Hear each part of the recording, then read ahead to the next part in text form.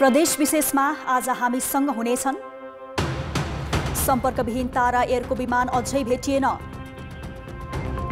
मुस्ताङको मानापाथी हिमाल क्षेत्रमा खोजी केन्द्रित। गणतन्त्र स्थापनाको 14 वर्ष पुरा, व्यवस्था फेरियो तर नागरिकको अवस्था फेरिएन। धनुषाको लक्ष्मीनारायण मठ संरक्षणमा बेवास्ता, प्रदेश सरकारको ध्यान नपुग्दा सम्पदा नै जीर्ण। र काभ्रेको 5 खालमा मिचहा झारको बिगबिगी, किसान त्रसित।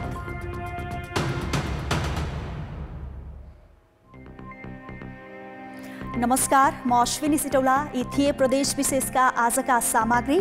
हेर्दै गर्नुहोस् प्रदेश विशेष समाचार समीक्षा र सन्देश।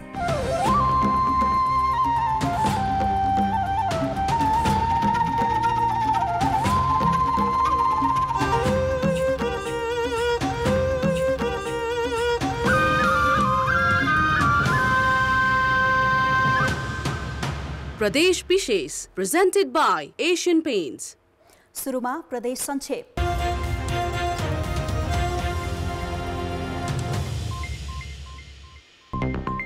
लमजुङमा टिप्पर दुर्घटना हुँदा 4 जनाको घटनास्थलमै मृत्यु भएको छ। मध्य नेपाल नगरपालिका 7 र 8 सिमाना कोइलेनी भन्ने स्थानमा मध्य पहाडी लोकमार्गको 4 ख 7781 टिप्पर दुर्घटना भएको हो।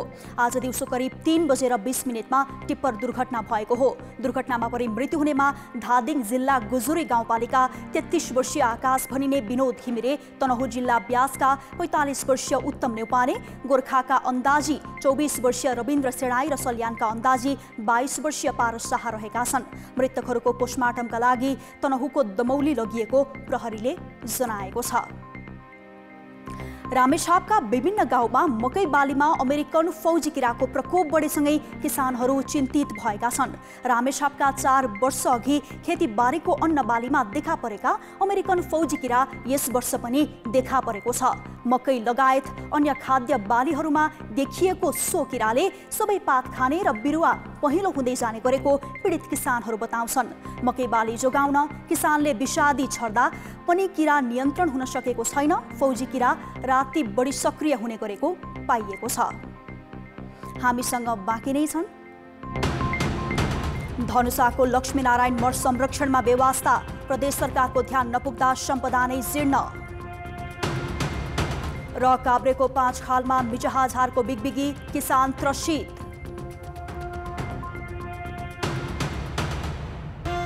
प्रदेश विशेष presented by Asian Paints। प्रदेश विशेष presented by Asian Paints। प्रदेश विशेषमा पुनः स्वागत छ। हराइरहेको तारा एयरको विमान खोजी कार्यका लागि नेपाली सेनाको टोली परिचालन गरिएको छ। पोखराबाट बिहान 9:55 जोमसुमका लागि उडेको तारा एयरको विमान सम्पर्कविहीन भएको हो। चालक दलका 3 जना सदस्य र 6 जना विदेशी सहित 19 जना यात्रु रहेको विमान बेपत्ता भएको र खोजी कार्य जारी रहेको यति एयरलाइन्सका प्रवक्ता सुदर्शन बर्तौलाले बताए। पोखराबाट जोमसुमको लागि उडेको विमान लेते पुगेपछि सम्पर्कविहीन भएको थियो। विमानका क्याप्टेन प्रभाकर घिमिरे सहित चालक दलका उशप पोखरेल र किस्मी थापा छन्। यसैबीच सम्पर्कविहीन भएको ताराको ट्विनटर विमान खोज्न जोमसुमबाट परिचालन गरिएको हेलिकप्टर प्रतिकूल मौसमका कारण फर्किएको छ। यसैबीच नेपाली सेनाका प्रवक्ता नारायण सिलवालले तारा एयरको हराएको विमान खोजी गर्नका लागि सेनाको टोली सम्भावित दुर्घटनास्थलतर्फ गइसकेको बताएका छन्। मुस्ताङको लेते आसपासमा दुर्घटना भएको भन्ने खबर त्यहाँका स्थानीयले नागरिक उड्डयन प्राधिकरणलाई दिएको र प्राधिकरणले सेनालाई दिएपछि स्थलगत पुष्टि गर्नका लागि सेनाको टोली पैदल मार्ग गएको हो। यसैबीच सम्पर्कविहीन भएको तारा एयरको अल्फा इको ट्याङ्गो कल साइन भएको विमानमा पाइलटको मोबाइलको नेटवर्क चलिरहेको पाइएको छ।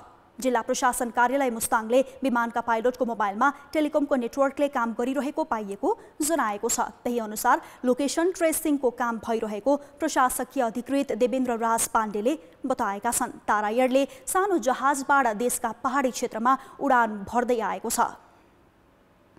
जनताको प्रयास र बलमा राजनीतिक व्यवस्था फेरियो तर नागरिकका अवस्थामा कुनै परिवर्तन आउन सकेन। आम नागरिक आफ्ना दैनिकीमा व्यस्त रहँदा गणतन्त्रको महसुस गर्न साथ सधैँ वञ्चित हुने गरेका छन्। अझ सीमानाकृत र लोप उन्मुख जातिका दुःख र सङ्घर्षमा गणतन्त्रको 14 वर्षको कुनै परिवर्तन ल्याउन सकेन।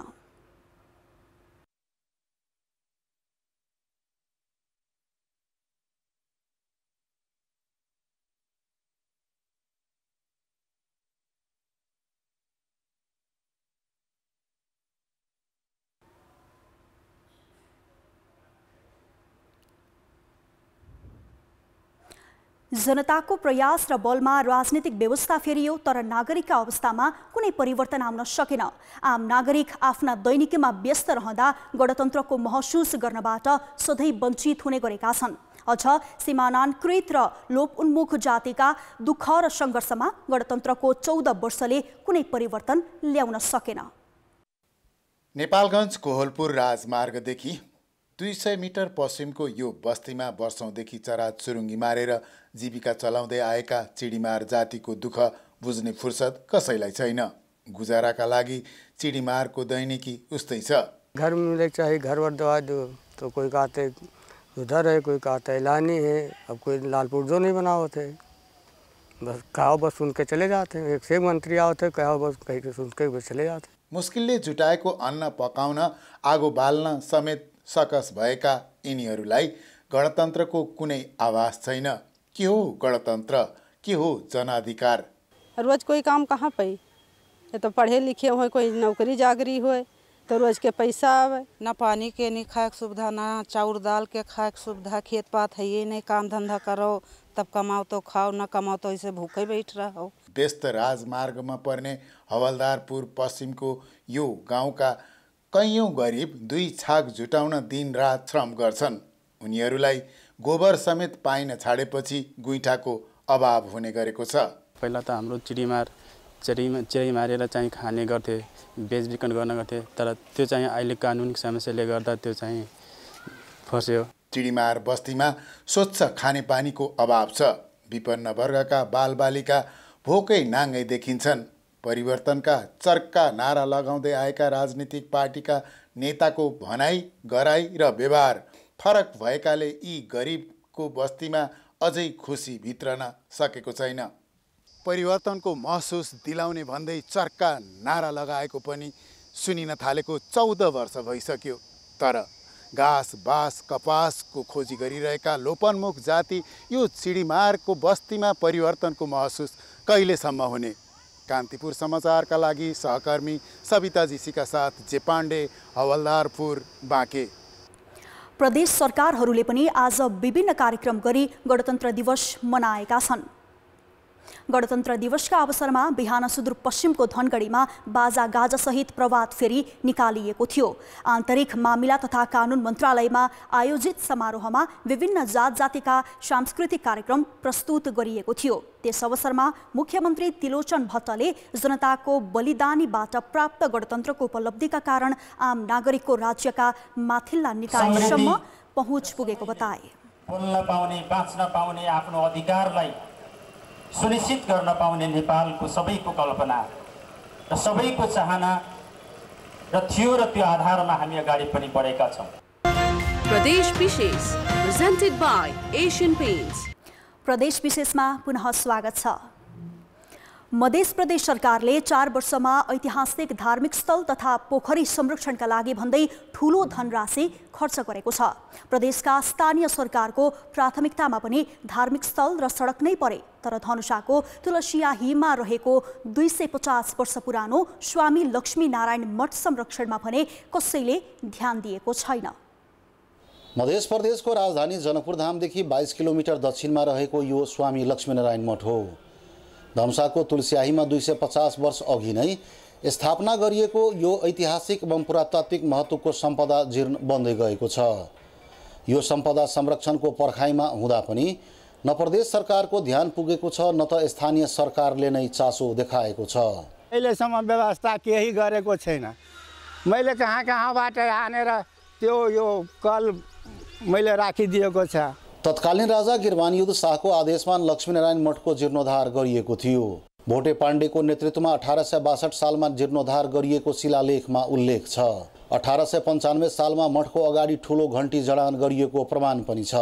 लालबाबु राउत नेतृत्वको प्रदेश सरकारले 4 वर्षभित्र मठ मन्दिर, मस्जिद, गुम्बा र पोखरी तथा घाट निर्माणमा 3.5 अर्बभन्दा बढी धनराशि खर्चे पनि यो ऐतिहासिक सम्पदा संरक्षणमा भने ध्यान दिएको छैन।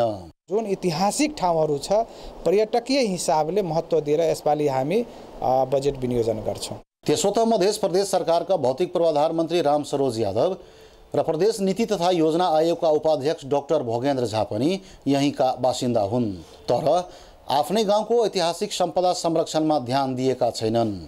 उल्टै 5 करोडको लागतमा भ्यू टावर निर्माण गर्ने योजना छ।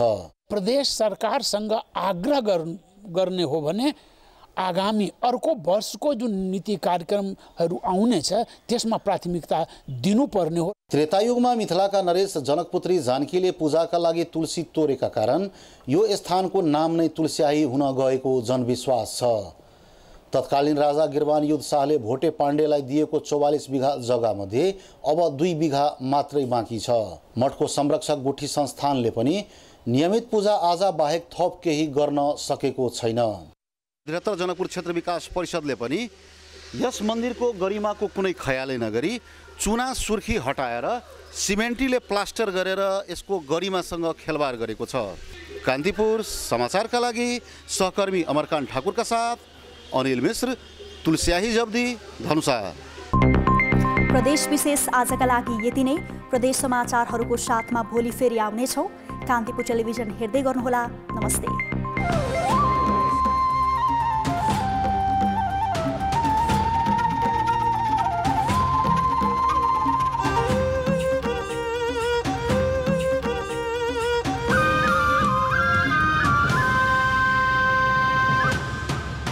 प्रदेश विशेष।